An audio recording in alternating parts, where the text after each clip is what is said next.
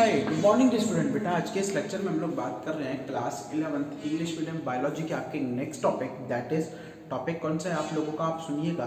Generally आज हम लोग बात कर रहे हैं class 11th English medium biology के next topic, that is digestion in salivary small intestine. ठीक है ना, हमारा जो डाइजेशन प्रोसेस हम लोग कंटिन्यू कर रहे हैं और स्मॉल इंटेस्टाइन के अंदर हम लोग बात कर रहे थे। Before this we have completed about the digestion in the buccal cavity, digestion in the stomach, right? Now we are just considering about the small intestine. मैं आप लोगों को small intestine बताऊं कि small intestine क्या है, largest organ है, ठीक है ना। There are three major part, कौन कौन से होते हैं, duodenum, jejunum और ileum, right? अब हम लोग बात करते हैं कि जनरली इसमें स्टार्टिंग कैसे होती है, सुनिएगा। स्मॉल इंटेस्टाइन जो है सबसे पहले movement in muscular is there. Whenever we are talking about in the previous lecture that we are talking about the previous lectures that in that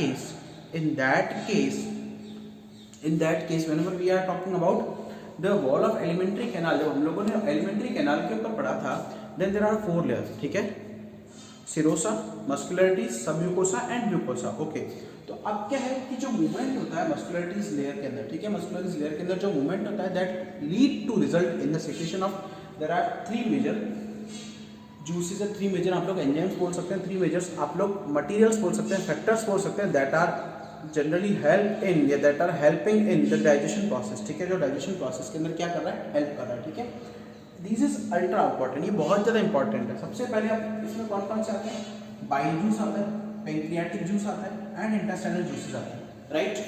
clear है? First of all we are talking about the pancreatic juice. अब सुनिएगा किस तरीके से आता है, कहाँ से आता है। अगर आप लोगों को याद हो तो मैंने आपको बताया था कि हमारे पास ये बाइलोब लिवर है, ठीक है, बाइलोब क्या है, लिवर, एंड लिवर के अंदर क्या है आप लोगों का, बाइल जूस बन रहा है, लिवर के अंदर क्या है, बाइल जूस बन रहा है, और इस बाइल जूस को आप लोगों के कौन लेके आ रहा है, हिपैटिक डक्ट। कौन लेके आ रहा है, हिपैटिक डक्ट। अब ओके, अब ये हिपैटिक डक्ट जो है बाइल जूस को लेके आ रही है, और ये जो बाइल जूस है ये स्टोर होता है किसमें, गॉल ब्लैडर के अंदर, ठीक है, और गॉल ब्लैडर से जो आप लोगों के बाइल जूस है स्टोर होता है गॉल ब्लैडर के अंदर, और गॉल ब्लैडर से जो बाइल जूस है उसको कौन रिलीज करता है, सिस्टिक डक्ट। कौन सी डक्ट होती है बेटा, सिस्टिक डक्ट। अब सिस्टिक डक्ट जो है, दो both of these are generally make a common bile duct. ये क्या करती है, कॉमन बाइल डक्ट का फॉर्मेशन करती है। मैंने आप लोगों को ये बताया था, ठीक है, कॉमन बाइल डक्ट का फॉर्मेशन करती है। अब ये कॉमन बाइल डक्ट क्या करेगी, whenever the common bile duct is being fused, वो जुड़ जाती है विद द पेंक्रियाटिक डक्ट, वो पेंक्रियाटिक डक्ट से जुड़ जाएगी, ठीक है ना। Then they form hepatic pancreatic duct, वो क्या बनाएगी, हेपेटिक पेंक्रियाटिक डक्ट का फॉर्मेशन करती है, ठीक है। अब ये हेपेटिक पेंक्रियाटिक डक्ट क्या करती है, first of all hepatic pancreatic duct pour these things bile and pancreatic juice in the duodenum of, pour का मतलब डालना, जो क्या करेगी, pour करेगी इन चीजों को कहां पर, duodenum of small intestine, की स्मॉल इंटेस्टाइन के सबसे आगे वाले पार्ट में duodenum में क्या करती है, उसको pour करती है, यानी कि एंट्री कराती है, ठीक है ना।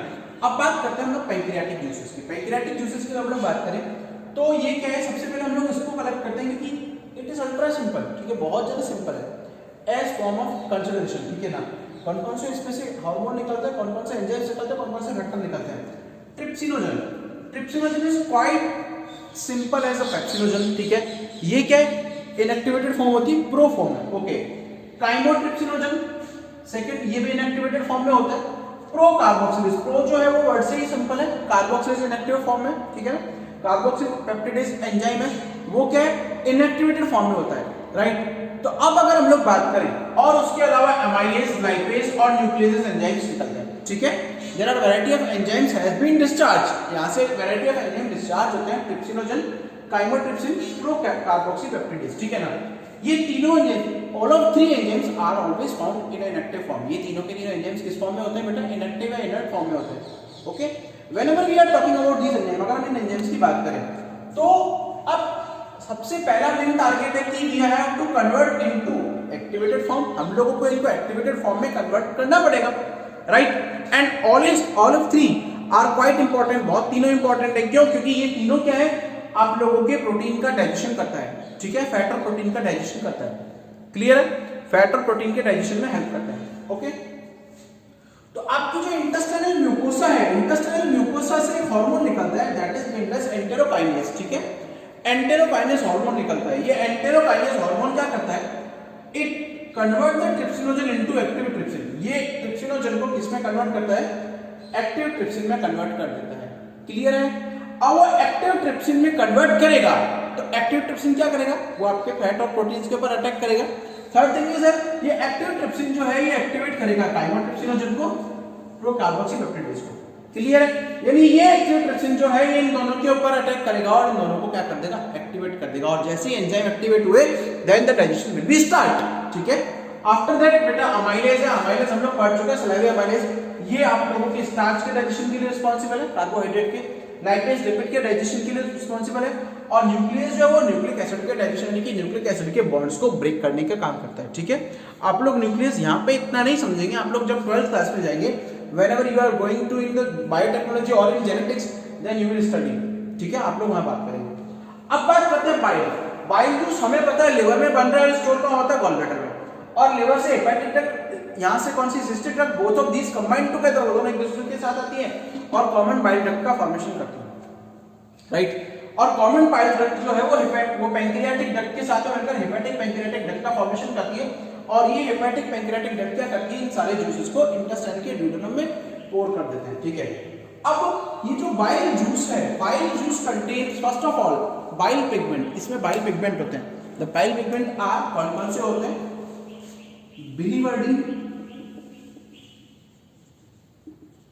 And bilirubin. अब ये बाइल पिगमेंट का मेन वर्क क्या है, along with this pigment it contain bile salt, इसके अंदर बाइल सॉल्ट होते हैं। राइट? कोलेस्ट्रॉल होता है, you are well known with the cholesterol, आप लोग कोलेस्ट्रॉल से बिल्कुल वेल नोन है। ठीक है? फॉस्फोलिपिड्स है, there is no enzyme is being form, यहां पर कोई एंजाइम नहीं होता। याद रखिएगा bile juice contain not any enzyme, it does not contain any kind of enzyme. ठीक है? किसी भी प्रकार का कोई एंजाइम नहीं होता। अब ये बाइल जूस क्या करेगा, बाइल जूस जो है वो एक्टिवेट करता है किसको, आप लोगों के लाइपेज को। इसका जो सबस्ट्रेट होता है बेटा बाइल जूस का, बाइल जूस का सबस्ट्रेट होता है आप लोगों का लाइपेज, यानी कि ये लिपिड के मेटाबॉलिज्म में हेल्प करता है। क्लियर है? लिपिड के मेटाबॉलिज्म में, लिपिड डाइजेशन के अंदर they will help in. Okay okay, now we are going to forward in the third layer, that is intestinal layer. Intestinal juices की तरफ हम लोग जाते हैं। तो इंटेस्टाइनल जूसेस की बात करें तो इंटेस्टाइनल जूसेस के अंदर बेटा आप लोगों के सबम्यूकोसल ग्लैंड्स होते हैं। ठीक है? एंड दीस हम लोगों ने बोला था कि जो इंटेस्टाइनल की इनर लेयर है, म्यूकोसा लेयर है, mucosa layer contain sub mucosal glands and these glands are named as Brunner's gland. ये ग्लैंड्स क्या कहलाती हैं, ब्रूनर ग्लैंड। ये अब इंटेस्टाइनल जो एंट्रिकस है, म्यूकोसा है, म्यूकोसा से बेटा म्यूकस निकलता है, बाइकार्बोनेट निकलता है, वो क्या करते हैं, इन एंजाइम्स के ऊपर अटैक करते हैं और इन्हें एक्टिवेट करने का काम करते हैं। आई बात समझ में, आई बात समझ में।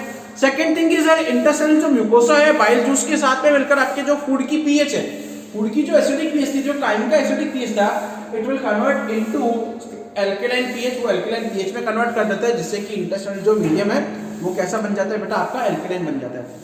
Okay, got it? So it is completed with the digestion in small intestine. Clear है?